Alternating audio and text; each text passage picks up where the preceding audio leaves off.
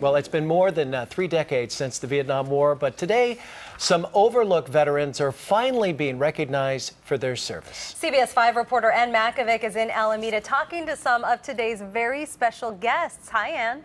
I'm here on Coast Guard Island, and you can see this Huey helicopter here behind me. This is something that you think about when you think about the Vietnam War. They're about to take off, actually, but they brought it here for a special program because, well, you think about the Vietnam War when you see something like this helicopter. When you think about the U.S. Coast Guard, you don't necessarily, but maybe now you will.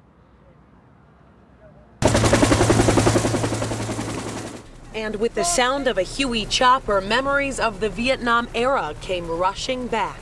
I joined the Coast Guard at the peak of the draft call, but they didn't tell you whose coast you were going to guard.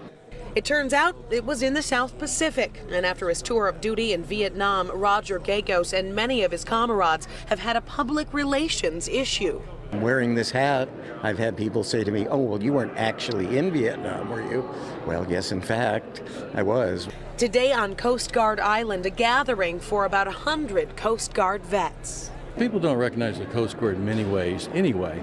And Bill Wells wants people to know what he went through on a boat like this one in the Vietnam War. We were actually involved in some firings. We were fired at, and we shot back, and they missed us, and we probably missed them several times. The veterans here came from all over the country to share their stories. It's part of our own personal pride, first of all, and then it's part of our legacy, or the people that come after us need to know these things too. It's history. It always gives you that warm feeling of being part of something really important and really big. Coast Guard Island, they were going to keep this helicopter here a little bit longer, but they got to get it out of here because the rain is coming our way. I heard it was just in San Francisco, so the weather is getting a little inclement for them to have the helicopter out and be flying it. So they're about to take it back to base now, but we wanted to give you that picture.